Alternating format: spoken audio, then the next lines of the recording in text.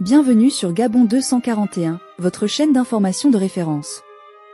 Aujourd'hui, un nouveau rebondissement politique marque l'actualité nationale. Jonas Moulinda, figure politique et opposant de premier plan, a exprimé son intention de porter plainte à l'international contre le général Brice Oligui Nguema. Selon Jonas Moulinda, le général Oligui aurait violé la loi à plusieurs reprises et ne disposerait pas du droit légal de se présenter à l'élection présidentielle. Il qualifie même le récent coup d'État de faux et conteste la légitimité de celui qui en est l'instigateur. Dans un instant, nous vous invitons à écouter le discours intégral de Jonas Moulinda, où il détaille les motifs de sa plainte et les violations qu'il attribue à Brice Oligui. Restez sur Gabon 241 pour ne rien manquer des développements de cette affaire. Je voulais répondre à Ousmane. Ousmane dit ceci, vous-même, vous cherchez le pouvoir, qu'est-ce qui nous fait croire que vous serez un modèle comme président? Ousmane, la différence entre Oligui et moi, c'est que moi je suis un patriote. Je vous ai démontré, ça fait 32 ans que je combats. J'ai eu toutes les propositions du monde. Je n'ai pas cédé. Parce que j'aime mon peuple, parce que je ne cherche pas mon bonheur à moi-même. Moi-même, je l'avais déjà. Rien qu'avec ma carrière professionnelle, j'étais déjà un homme accompli. Mais je me suis dit qu'on ne fait pas son bonheur quand les autres sont malheureux. C'est pourquoi je me suis engagé sur ce terrain montagneux où se confrontent motifs d'inquiétude et raisons d'espérer. Je ne peux pas faire comme Oligui parce que moi j'aime le Gabon. Parce que moi je suis quelqu'un qui aime les choses propres. J'ai mon orgueil à moi. Oligui et moi n'avons pas reçu la même éducation. Oligui a reçu l'éducation d'être un chef de clan. Moi j'ai reçu l'éducation d'être un chef d'un peuple. Pas un clan. C'est réducteur. C'est pourquoi dès qu'il prend le pouvoir, il va construire le village de son père. Mais il aurait pu faire ça. Moi, si j'avais eu les moyens, j'aurais fait mieux que lui. Donc, avant de me juger, j'aimerais que tu attendes. Tu enregistres même la vidéo de là ce soir. Tu dis que tu as posé la question que je t'avais répondu. Tu enregistres la vidéo ce soir. Et attends que je sois président. Et que, comme ça, tu me rappelles ça. Je sais que les Gabonais m'attendent au tournant. On dit qu'il a la longue bouche, il parle beaucoup, on va voir. Beaucoup vont me tirer au tapis sur lequel je vais marcher pour que je tombe. Mais c'est peine perdue. Parce que moi, je suis avec Dieu. Il y a Dieu là-dedans. Tu comprends? Donc, je ne cherche pas le pouvoir pour me réaliser. Je me suis déjà réalisé. Et je ne suis pas le genre de Gabonais qui pense que réussir, c'est avoir beaucoup d'argent mal acquis. Non. Quand je serai président, je l'ai dit, il n'y aura pas mon enfant ministre dans mon gouvernement. Parce que ça suffit. Il n'y aura pas ma femme avec une fondation. Pour maintenant, si je deviens polygame comme le camarade Oligui, mes femmes n'auront pas de fondation. OK? Pour détourner l'argent du contribuable. Quand je serai président,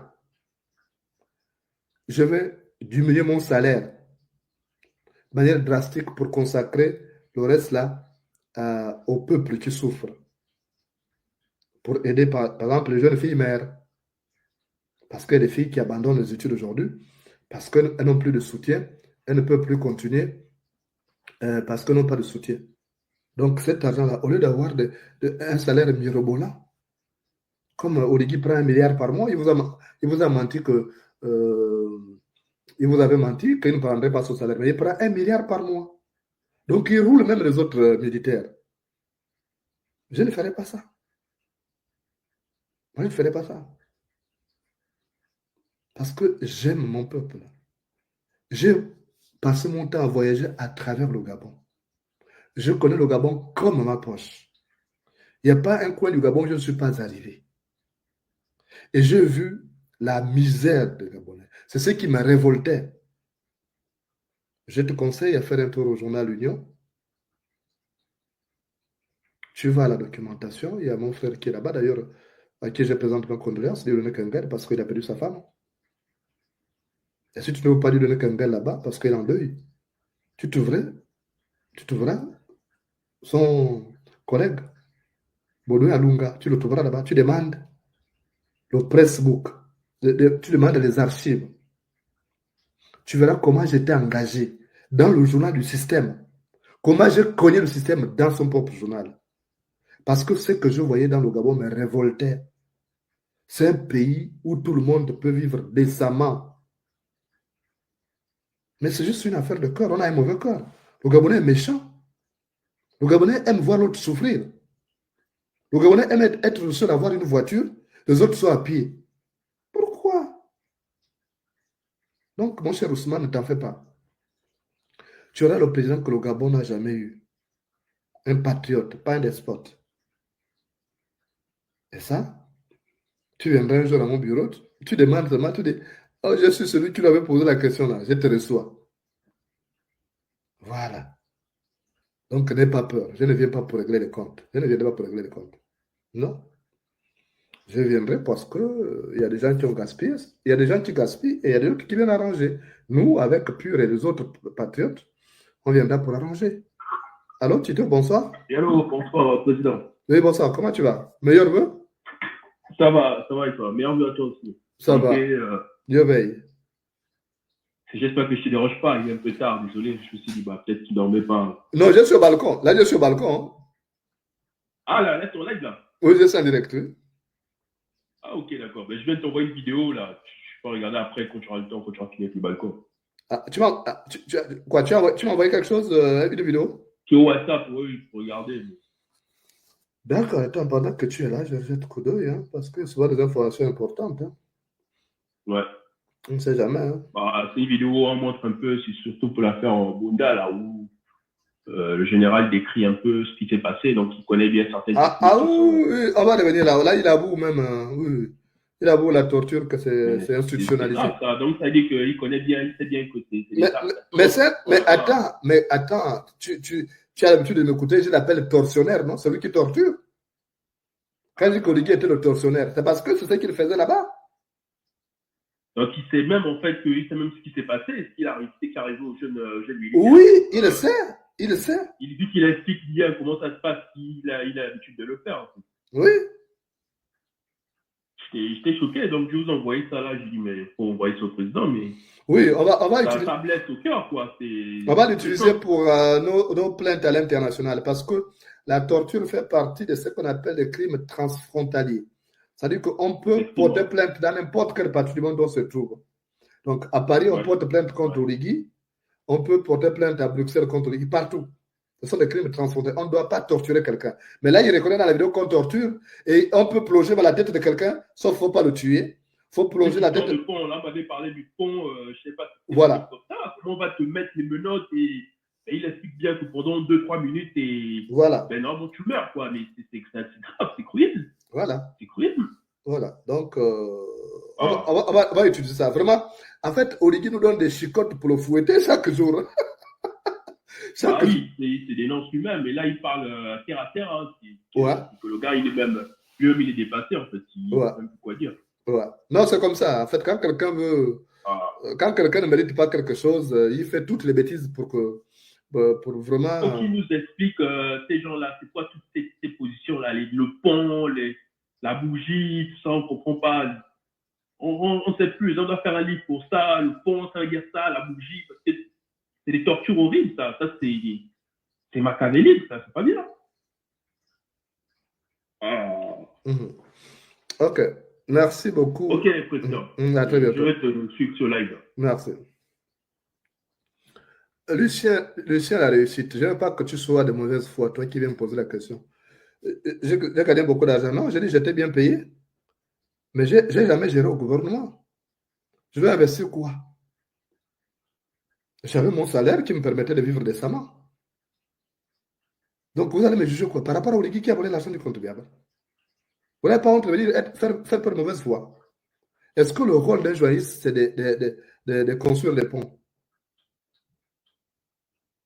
Vous voyez, avec ce genre de raisonnement, on ne peut pas avancer. Transporter de l'eau n'est pas le rôle du panier.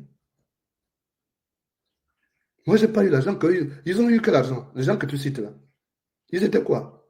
Ils étaient dans l'arène politique. Moi, j'avais l'argent en tant que journaliste. L'argent, c'était mon salaire qui me permettait de vivre décemment, de subvenir aux besoins de ma famille. Tu parles d'Opianga. Opianga avait des sociétés, oui, il a des sociétés d'ailleurs. Tu vas me comparer à lui. Lui a accéléré. Accéléré a volé, il a reconnu qu'il a volé. Donc c'est différent.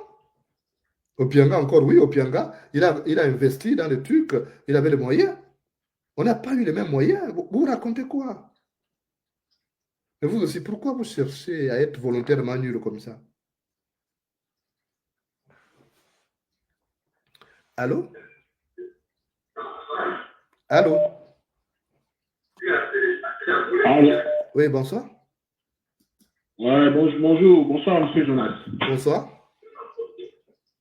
Oui, je viens un peu intervenir vis-à-vis du débat qui est en train de se faire. Là. Oui. Ouais, moi, je viens ici m'adresser un peu à mes frères gabonais aujourd'hui. Lorsque j'ai écouté le discours de monsieur le président de la transition, j'ai été vraiment touché et écœuré.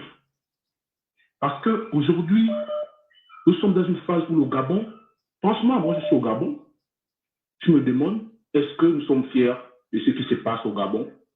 Est-ce que c'est ce que nous méritons? Est-ce que nous sommes conscients de ce qui est en train de se passer au Gabon?